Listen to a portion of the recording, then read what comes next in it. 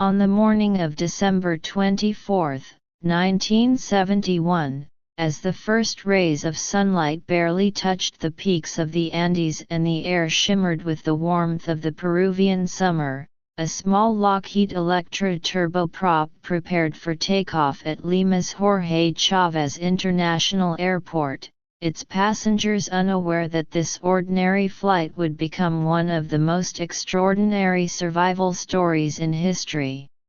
Among the 92 souls aboard LANSA Flight 508 was a 17-year-old girl named Juliane Kopeck, daughter of German zoologists who had spent years studying the Amazon rainforest, a girl whose life had already been intertwined with the mysteries and dangers of the jungle. She clutched her ticket, her bag, and her memories of a childhood spent exploring riverbanks, observing insects, and learning the secrets of survival from her parents, never imagining that those very lessons would one day save her life. The plane began its ascent, and through the window Juliane watched the sprawling cityscape of Lima shrink beneath her, the mountains rising like silent guardians over the valleys. Passengers chatted quietly, some exchanged holiday greetings, others stared out into the horizon, all oblivious to the storm gathering miles ahead, a violent and erratic tempest forming above the Amazon basin. As the Electra climbed through layers of clouds, the sky darkened unnaturally fast, and lightning began to dance along the horizon, forked fingers of electricity cutting the air with a brilliance that was almost too bright to bear. Turbulence shook the plane, passengers gripped their armrests, flight attendants attempted to calm frightened voices, but the storm was growing with every passing second, swirling higher into a fury that would soon meet the human-made machine. Then, without warning, a colossal bolt of lightning struck the right wing, igniting fuel and sending a shudder through the entire fuselage. The plane shuddered violently as metal screamed and fire spread in a terrifying instant, enveloping cabins, consuming aisles, and setting off a chain reaction that would tear the aircraft apart. In those final seconds of normality, Juliane felt the wing separate from the body of the plane, a force so violent it pressed her into her seat as the world around her twisted and fractured. The screams of passengers rose and fell, mingling with the roar of the storm, until the plane itself began to disintegrate, splintering into pieces that would rain down upon the rainforest below. Still strapped into her seat, Juliane experienced the unimaginable. The world fell away beneath her as she was hurled into open air, spinning, twisting, falling more than 3 kilometers through a chaotic storm of rain, wind, and fire. Time seemed to stretch, every heartbeat echoing in her ears like a drum marking the countdown between life and death. Then came the deafening silence, a sudden emptiness as the sky and earth collided, and Juliane's body landed amidst the tangled greenery of the Peruvian Amazon, her parachute of metal and torn fuselage breaking the fall enough to spare her life. She awoke hours later, battered and bleeding, the air thick with humidity and the heavy smell of wet earth and broken metal. Her collarbone was fractured, one eye swollen, bruises covering her body, yet the most devastating realization pierced her heart: she was entirely alone. Around her lay the shattered remnants of a plane, seats suspended in the canopy, bodies unmoving, the haunting silence of a disaster too vast to comprehend. The forest itself seemed to loom over her, immense and indifferent, filled with unseen eyes and the constant whisper of wind through leaves. Juliane's training, her knowledge of survival learned from her parents, surged forward in her mind as the only way to persist in the face of overwhelming terror: move, Find water, follow the jungle, trust your instincts. Every step was agony, her limbs ached, her wounds burned, her spirit quivered at the enormity of the forest that surrounded her. She walked, limped, and crawled, wading through knee-deep water, brushing against sharp branches and thorns, swarmed by insects, and haunted by the occasional sight of a fallen passenger, suspended in a tree or lying in a pool of rainwater, a silent testament to the storm that had destroyed the plain above. Hunger gnawed at her, thirst parched her lips, yet she drew from the knowledge that her father had instilled in her: rivers always lead to civilization, water is life, follow its path. She discovered a small creek, muddy and swollen from recent rains, and began her long journey downstream, every step a battle between exhaustion and the will to survive, each rustle in the underbrush a potential threat from snakes or jaguars hidden in the shadows. Nights were merciless.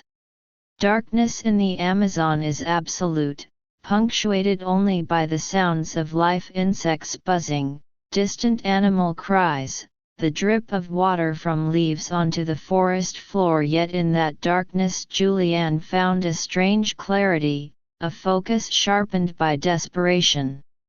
Her wounds, untreated and open, became infected, and she discovered maggots burrowing into her flesh.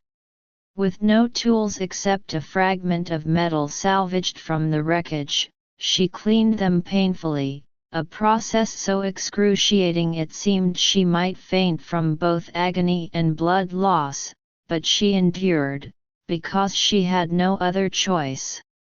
Days blended into nights, and nights into days, 11 in total, each indistinguishable from the next except for the growing weariness and faint glimmers of hope whenever the river twisted in a new direction. She ate nothing but rainwater and a few small pieces of candy she had scavenged from the wreckage, conserving her strength, conserving her will. Along the way she encountered remnants of the disaster, twisted aluminum seats hung from the trees, luggage shredded and scattered, the occasional body of a passenger a silent, sorrowful witness to the fury that had swept the plane from the skies. Every breath was an effort, every movement an assertion of life over death. Then, on the 10th day, delirious from exhaustion, she stumbled upon a small canoe tied along the riverbank near a simple wooden hut, signs of human presence that seemed miraculous after so long in the jungle's relentless isolation. Summoning the last reserves of her strength, she approached, cleaned her wounds with gasoline from a wrecked engine, burning the infection and killing maggots, a desperate act that would save her life despite the pain it inflicted. Soon after, local fishermen or loggers discovered her, weak, pale, trembling, barely able to speak. "I am the girl from the plane crash," she whispered, and the men, stunned, carried her carefully by canoe through twisting waterways until she could be transported to medical attention and safety. Out of 92 passengers, she was the only survivor. Her mother, her companions, every life aboard Flight 508 had been claimed by fire, sky, and storm. Yet Juliane Kopeck, the girl who fell from the sky, had walked through unthinkable danger and lived. She became a living miracle, a testament to human resilience, courage, and the will to survive against impossible odds. In later years, she returned to the jungle not as a victim, but as a biologist, dedicating her life to understanding and protecting the very forest that had tried to consume her, a forest that had tested her to the limits of endurance and spared her when all else had failed.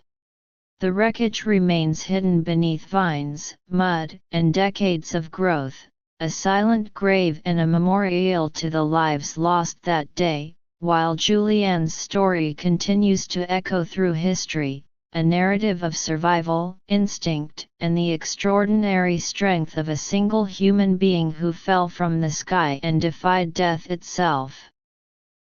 As Juliane regained consciousness, the jungle around her seemed almost alive, a vast, breathing entity indifferent to the human suffering it had witnessed. Every leaf, every root, every insect hummed with life, yet none offered mercy or aid. The forest was a world unto itself, ancient and infinite, and she was merely a fragile intruder thrust into its depths.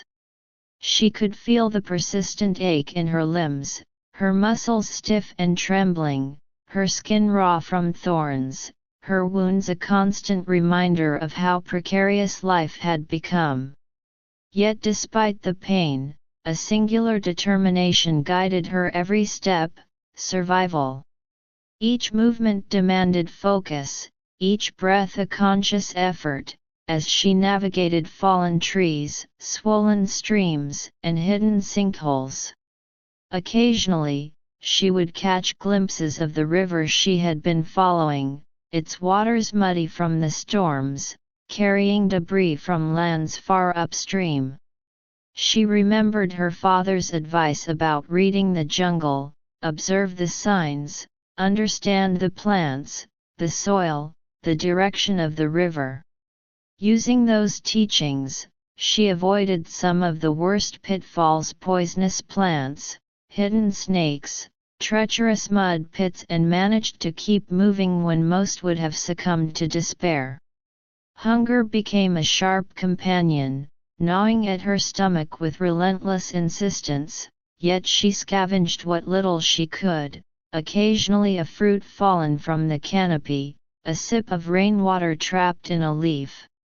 Her mind, despite exhaustion, remained sharp enough to avoid dangers invisible to the untrained eye, and instinctively, she learned to step quietly over nests, to move without alarming predators, to respect the jungle's dominance. Nights brought a deeper challenge: darkness was absolute, and sounds that had been background noise during the day now became threats: the rustle of a jaguar, the skitter of poisonous insects, the splash of a caiman in the river. She slept as little as possible, preferring exhaustion to vulnerability, curling into the mud to conserve warmth, listening to the pulse of the jungle around her. Her wounds festered, yet each morning, she forced herself to rise, pushing through fever, infection, and pain, because she knew that giving in meant death. The mental toll was as severe as the physical. She fought hallucinations, dreams of falling endlessly, visions of her mother, and the fear that she would never find help. In these moments, Juliane drew upon the memory of her parents, their calm teachings, their knowledge of the rainforest, the very lessons that had made her capable of enduring what no ordinary human could survive.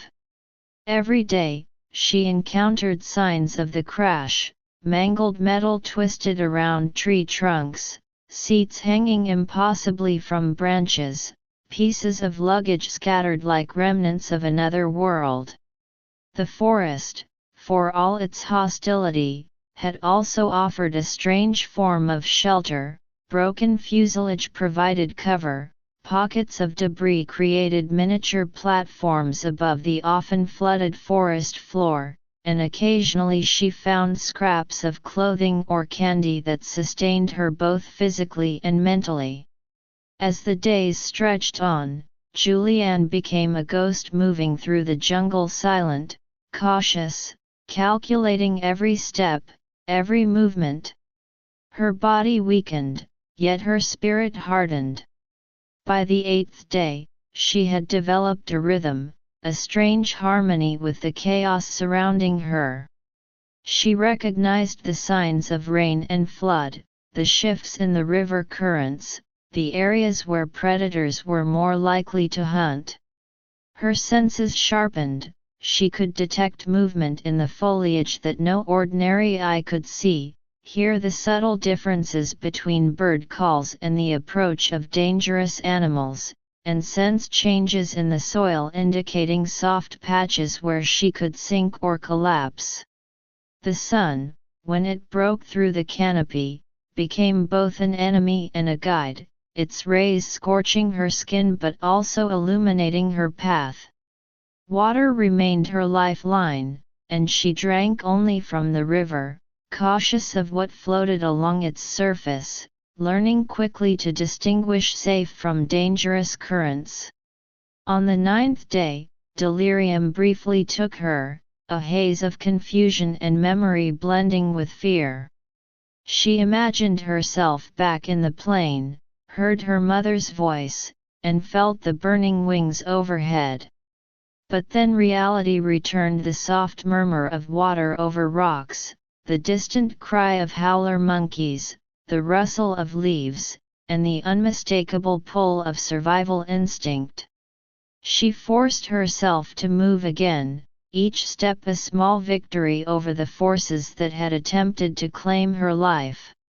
On the 10th day, she encountered her first real sign of civilization, a small, partially hidden hut, worn by rain and sun, tucked along a riverbank. Her heart leapt with hope, yet fear accompanied it. After 11 days of solitude, every sound, every shadow, could be either salvation or danger. With trembling hands, she approached the hut, finding a small canoe tied nearby, evidence that people lived somewhere close. Inside the hut, she discovered a small can of gasoline and a fragment of metal from the wreckage. The infection in her wounds had worsened, maggots had begun to burrow deeper, and she made the painful decision to pour gasoline over the wounds to kill them, an act of desperation that burned, yet ultimately saved her life. She sat beside the hut, shivering from fever and exhaustion, yet a strange clarity returned, a renewed determination born from the proximity of human contact. Not long after, local fishermen discovered her, their eyes wide with disbelief at the sight of a pale, emaciated girl emerging from the depths of the jungle, covered in mud, with clothes tattered and hair matted. She whispered her story, "I am the girl from the plane crash." They immediately understood, gently lifting her into a canoe and transporting her through twisting, muddy rivers to reach a small village. From there, she was evacuated to medical care. The doctors were astonished. Out of 92 passengers aboard Flight 508, she was the only survivor. Her mother had perished in the disaster, along with every other soul, but Juliane Kopeck, a girl who had fallen from the sky, walked through the Amazon rainforest for 11 days and lived. Scientists would later study her survival, attributing it to a combination of her physical conditioning, mental resilience, knowledge of the jungle, and perhaps, extraordinary luck. But Juliane herself would always insist that it was the lessons her parents taught her, the awareness of nature, the understanding of rivers, insects, and survival combined with an unyielding will to live, that allowed her to endure.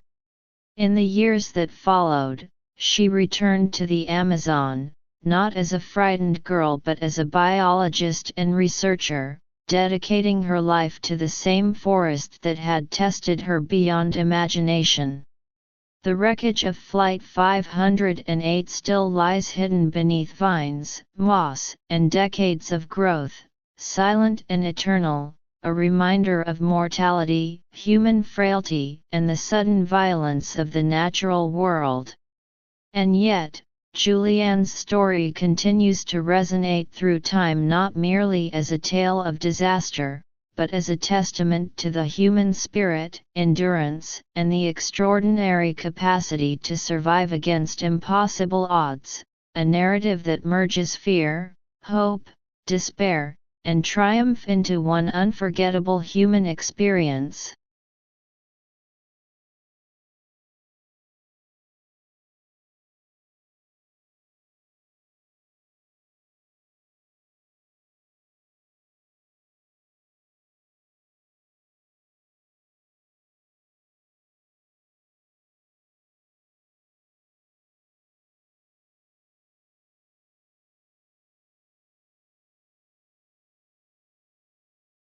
Even after being discovered by the local villagers, Juliane's ordeal was far from over. The long journey through the tangled rivers, muddy banks, and dense forest continued to test the limits of her battered body, and each moment was a confrontation with both the remnants of the crash and the wild, relentless jungle. She had survived 11 days of isolation, yet every muscle ached from exhaustion, every wound throbbed with infection, and every breath was heavy with the humid, insect-laden air of the Amazon. The villagers, though compassionate, moved carefully, knowing that her body had been pushed to its limits and that any sudden jolt could worsen her injuries. As the canoe glided along winding waterways, Juliane's mind drifted back to the terrifying experience of falling from the sky, replaying the moment when metal and fire engulfed the plane, the sensation of spinning helplessly in the air, and the incredible impact that should have ended her life. But here she was, alive, fragile yet determined, and as the forest passed by, she began to understand the magnitude of her journey, not just the physical survival, but the mental fortitude required to endure a nightmare that few could even imagine.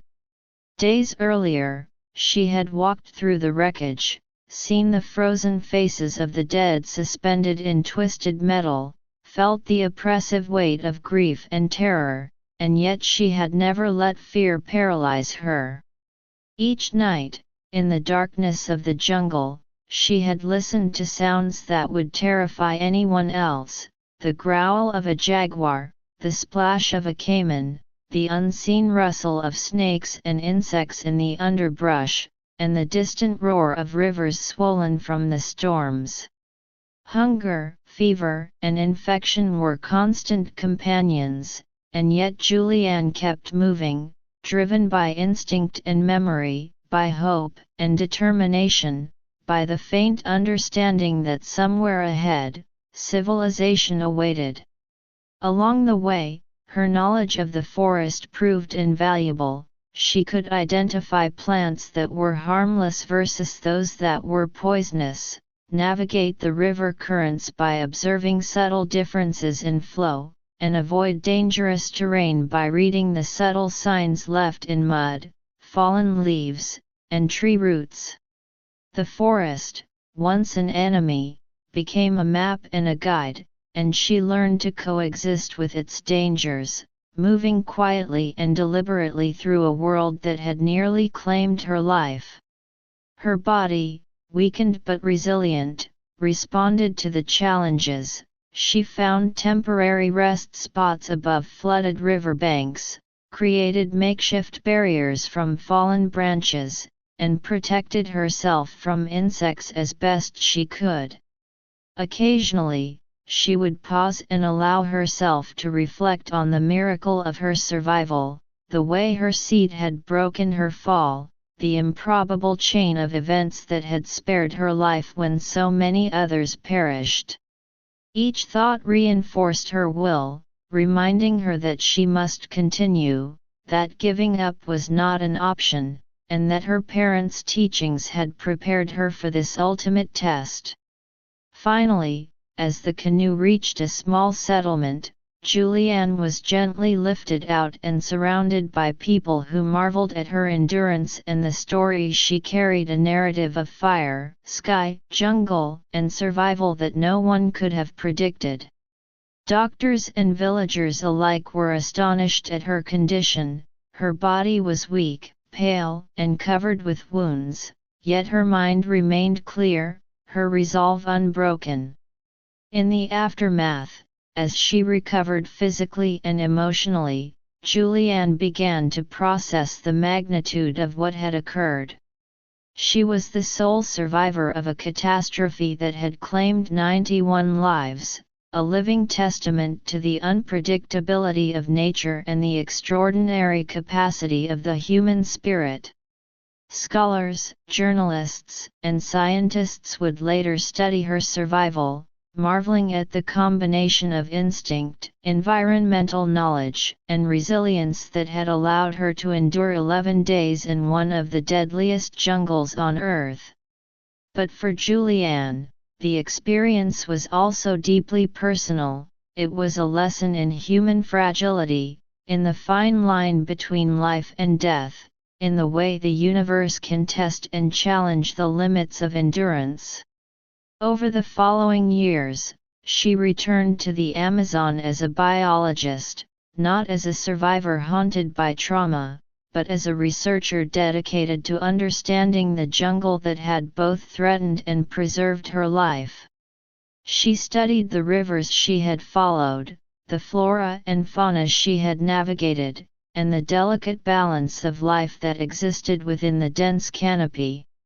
The forest, which had seemed so hostile during her ordeal, now became a place of purpose and fascination, a subject of study and a home for her scientific curiosity.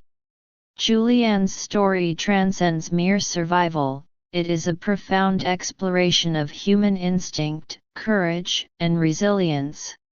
It is a story that has captivated audiences for decades, not only because of the miraculous circumstances of her survival, but because it speaks to something universal, the capacity for humans to endure when faced with impossible odds. The wreckage of Flight 508 remains hidden beneath layers of moss, soil, and time, a silent monument to the tragedy, while Juliane herself stands as a living symbol of hope, determination, and the unyielding strength of the human will. Her journey reminds us that even in the face of overwhelming fear and relentless danger, life can endure, and the human spirit can triumph in ways that defy logic, reason, and expectation, teaching lessons of courage, perseverance, and the extraordinary resilience that lies within each of us when confronted by the unimaginable forces of nature. As Juliane Kopeck matured into adulthood, the echoes of her ordeal never truly left her, yet they transformed from haunting memories into a profound understanding of life, nature, and human resilience, shaping the person she would become. She returned to the Amazon not merely as a survivor, but as a scientist, dedicating herself to studying the forest that had both tested her and protected her, walking the same rivers, observing the same flora and fauna, and feeling a deep connection to a place that had been both her crucible and her salvation. The jungle that had once seemed endless, threatening, and merciless now revealed itself as a living classroom, rich with lessons about adaptation, balance, and the interplay of life and death. Every river she had followed, every trail she had taken during those harrowing 11 days, now held meaning beyond survival. They were paths of knowledge, symbols of endurance, and reminders that even the most violent forces of nature could become teachers if approached with respect and awareness. Juliane's story inspired generations, a narrative recounted by journalists, historians, and documentary filmmakers, celebrated not only for the miracle of survival but for the insight it offered into the human spirit, the fragility and resilience of life, and the interconnection between humanity and the natural world. The wreckage of Flight 508, lying hidden beneath decades of vines, trees, and soil, became a silent testament to mortality, to the unpredictability of nature, and to the thin line separating life from death, while Juliane herself embodied hope, determination, and the extraordinary capacity to overcome seemingly insurmountable challenges.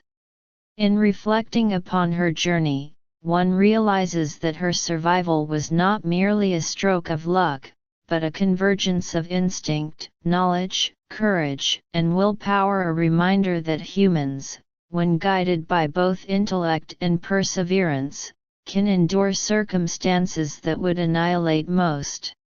The story reverberates beyond the immediate tale of the crash. It is a meditation on fear, endurance, and the subtle miracles of life, a chronicle of a single human navigating chaos, loss, and the raw, untamed forces of the earth.